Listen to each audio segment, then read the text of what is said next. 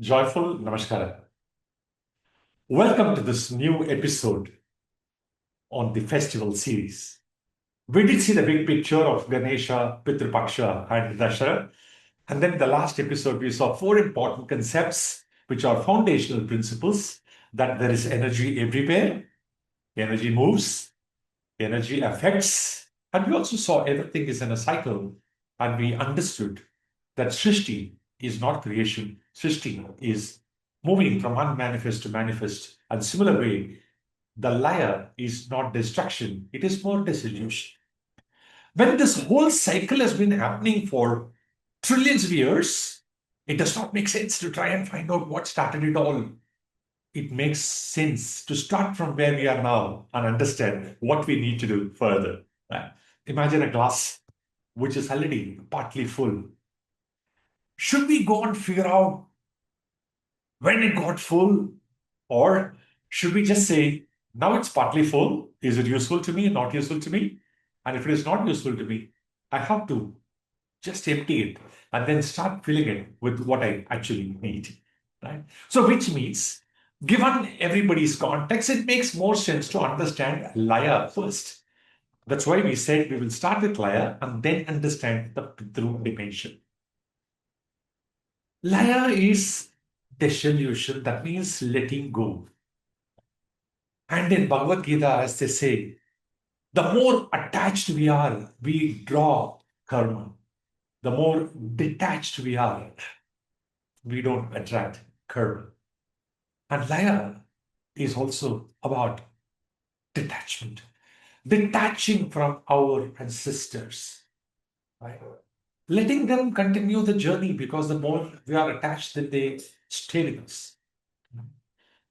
And also seek their blessings for our journey. Another very important foundational principle that we have to understand is the power and need of three very important aspects. One is an expression of gratitude for what we have received from others. Two, if we have received something not so pleasant from others, to just let go, to just forgive. Second, if we have done something not so positive to others, to seek forgiveness. If you look at any religion, these tenets are a part of that religion. We have to understand the importance of staying empty. What is the meaning of staying empty? That means I should not owe anything to others, and I should also not be in a state where others owe us something. It's like money transaction, right?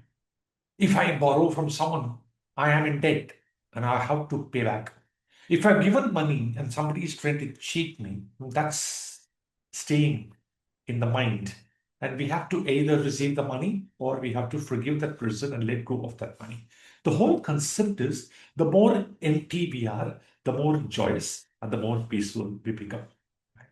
Now, there are obvious transactions like money transactions where this is understood easily. But there are not so obvious transactions which we engage in on a daily basis. For example, I constantly receive the sunlight. I constantly experience the power of wind. I constantly experience the benefits of the rain and the water that comes along. Right? I also constantly receive the benefits of my grandparents and their grandparents through the genes. Right? It's all samskaras. Haven't you heard this expression? Your grandfather is inside you. I'm sure someone has told me, right? Hey, you have the nose of your grandfather. Or someone told me, you have the temper of your grandfather. Right? So we have received a lot from many of these people. These are karmic debts. Now, these need to be cleared. Now, these karmic debts need to be cleared in several ways. These are called runas. These runas are towards nature, towards fellow human beings, towards plants, animals, towards our ancestors. Now, all these actions we do which are like repaying them, at least through an action of gratitude, an expression of forgiveness, or an expression that is seeking forgiveness. All of this help us to stay empty. Right? That is why in our culture, in Sanatana Dharma, this repayment of debt, right, or the clearance of the Runa is encouraged to be done on a daily basis. Pass our gratitude to the sun, pass our gratitude to the natural elements, pass our gratitude to our parents, pass our gratitude to our Pitrus, pass our gratitude to the plants and earth. The reason is we have received and we need to repay, if not repay, at least repay through an expression of gratitude. This is another foundational principle that we need to understand before we can understand the various rituals that we do. In fact, the rituals we do towards devatas are also around the same thing, which is an expression of thankfulness, an expression of gratitude. A very powerful example in this case is someone planted the tree. We are enjoying the benefit of it 100 years later, right? We bought a house with ready-made trees.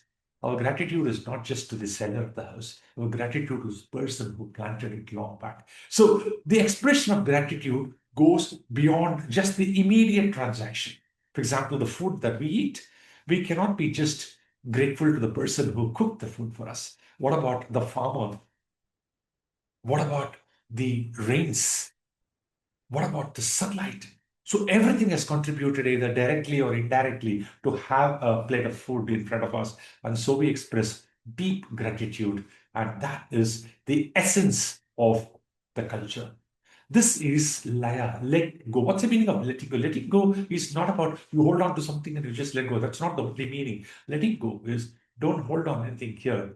We express it through action, through intention, and then stay empty. Right? That's one of the most important elements of Laya.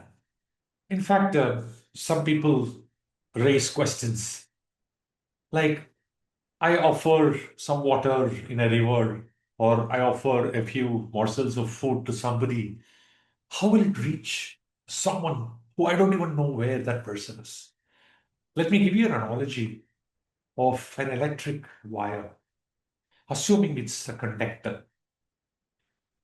You pass the energy at one point, and then the nature of that wire being a conductor, it carries it to wherever it is, right? In our culture, there is something very beautiful called avahana. Avahana means we invite whomever we want to pay our debts to into an object or into a location, and then we offer it there. And everything is happening in the mind, remember. And in the mind, what's happening is an intention, a very deep intention to offer gratitude and to offer something.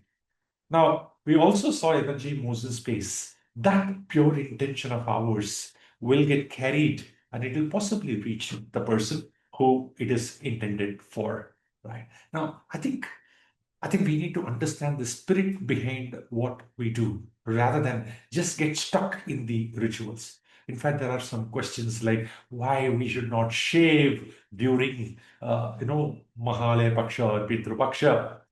Now, if you observe a cockroach, it has got a pair of hair in front on the face, right? It keeps moving it. Right? It is through that hair, it is sensing the environment. It is trying to find out where the light is. It's trying to find out where darkness is. It's trying to find out the temperature, right?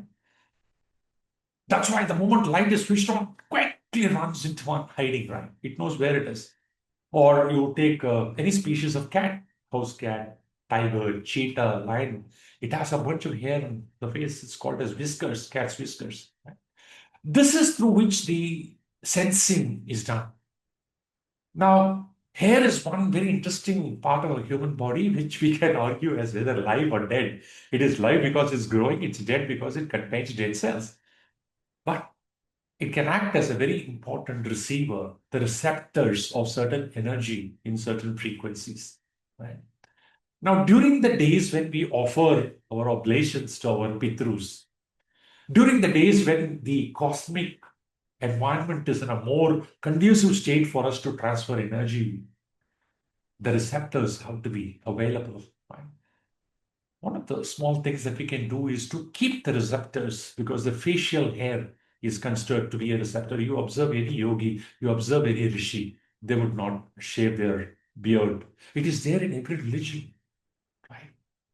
Now, there are answers provided we seek without a judgment, without criticism, right? Without sarcasm. When we seek the answer from the correct source, we will find some logical reasoning, right?